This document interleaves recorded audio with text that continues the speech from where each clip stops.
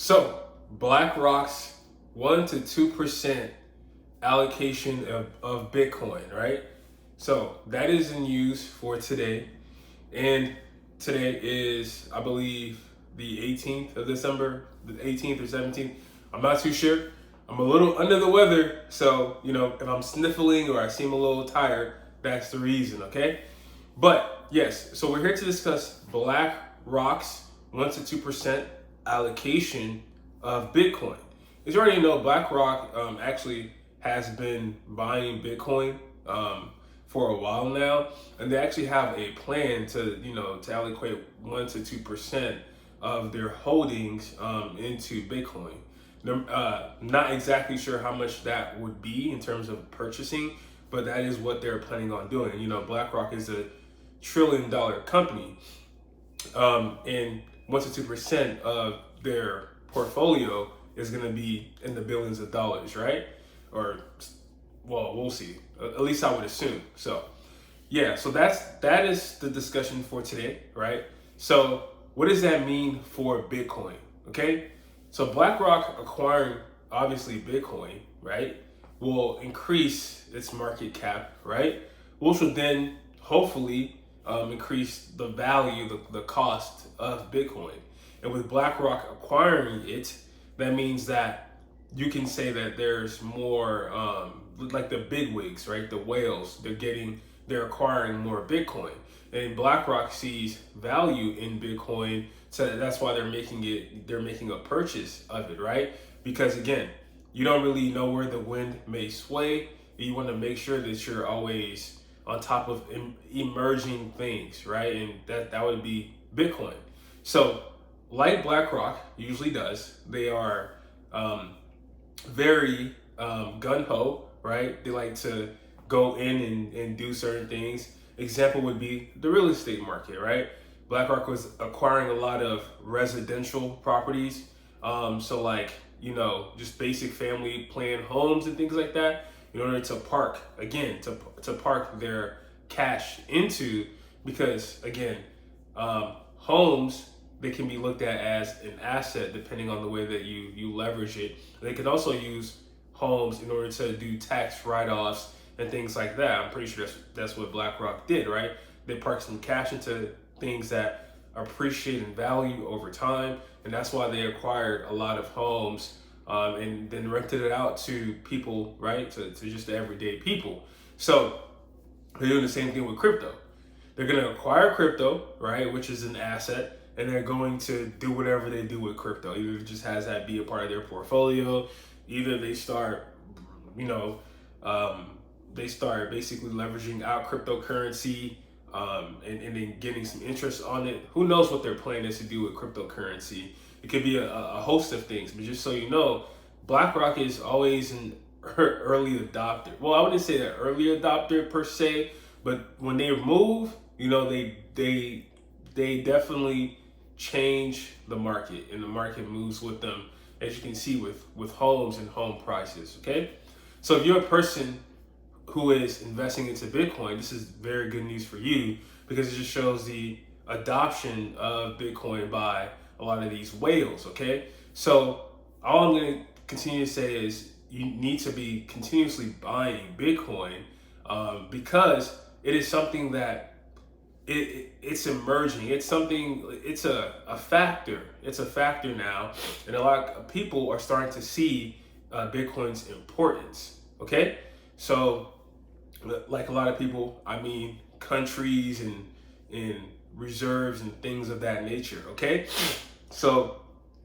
go ahead and continue. Don't be dismayed. Don't really sell your Bitcoin unless you absolutely need to. All right, if you need to, for sure. But if you don't sell it. Hold. Continue to purchase. And today, actually, Bitcoin is down. It's down a pretty decent percentage. I think it's at 100,000 now, maybe $101,000. It was at around 108,000 like yesterday, and that news could be because of just a host of things, right? With quantum computing and how they're saying that could affect Bitcoin and things like that. But I'm not really worried, because my thing is I look at everything as something that can be disrupted, right? And quantum computing can also disrupt anything, right? It can disrupt the banking system. It can disrupt nuclear codes. It can disrupt a lot of different factors. And Bitcoin, is, yeah, there's probably a possibility. I'm not too aware of what it entails, but there's definitely a possibility. But I'm not going to say, okay, because of that, I'm not going to invest, right? Because there's many things that, like, we have cyber attacks. There's things that can get hacked. You can get hacked all the time.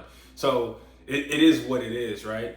Don't let that be something that deters you from acquiring Bitcoin, and and just letting your assets and just your assets and basically your freedom. That's really what it is. Like, just the ease of your mind to know that, hey, I'm not just working all this hard to get money, and the money's getting devalued like crazy, so I can't even do anything. I can't spend on it.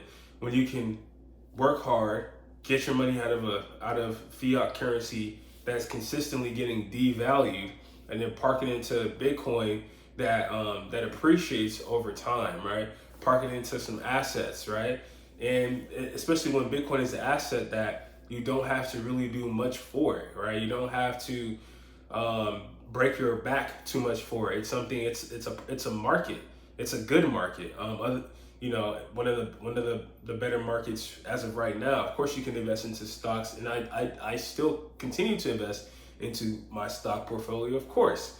But if you're looking for a place to park your money, and maybe you don't want to purchase a house because it comes with too much, things that you have to deal with, right? Insurance, PMI, damages, flooding, a whole bunch of things come with buying real estate. It's a park your cash in, because you will need to pay for things to fix certain things, pay for insurances of certain things, and it's just you have to definitely do a lot of heavy lifting in real estate. So it makes sense to purchase Bitcoin. So basically, what I'm saying is everything is still looking good. BlackRock is still planning on their 1 to 2% allocation, right? And Trump, right? Trump is still planning to, basically start a reserve of Bitcoin, no matter how much that may be or how they go along with it. Trump is still planning to do so.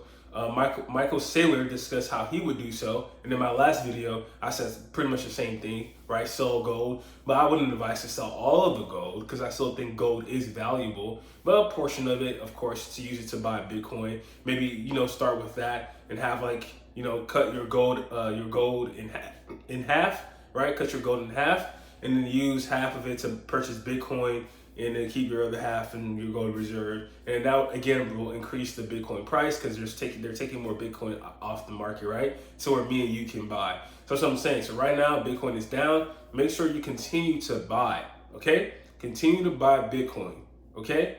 Because there is a trajectory that this can really reach to when more people start to flood the markets. And it's not just people in the US, like globalization, like global, where there's internet, where there's people can access the internet, they can access their phone.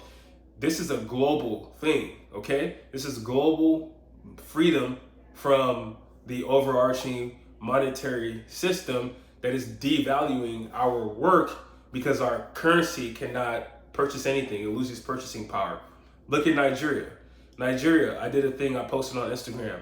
Well, how much is 1 million naira to USD? 1 million naira in Nigeria is $642, right? And that is crazy. So if we're in America, we're multi-millionaires in Nigeria.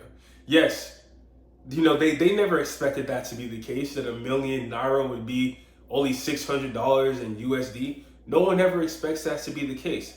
If they would transfer some of their naira and purchase, if the citizens will do that and purchase Bitcoin, they will be in a better economic standing than where they are right now today. Because guess what? No one wants to hold naira because it doesn't have any value. And again, that can happen everywhere and anywhere, okay? So continue to buy Bitcoin. This is just a little bit of an update of where I'm at with it and what's going on in the economy, and what Trump still plans to hold a reserve, right? To hold the reserve of Bitcoin, and however he does it, we'll see. But then again, that should increase the price of Bitcoin. Right now, Bitcoin is down, so it's a good time for you to purchase it while it's down. It's at 100,000. It went to 108,000. That is a decent percentage that it can go back up to, and you just continue to purchase it because your cash in your account is not doing anything. Again, I'm not a financial advisor. These are just my thoughts and what I'm planning on doing. Just because I've looked at my accounts, I've looked at what things that aren't working, things that aren't making sense. I'm changing my allocation style for 2025, and I will keep all of you guys updated. Okay, peace out.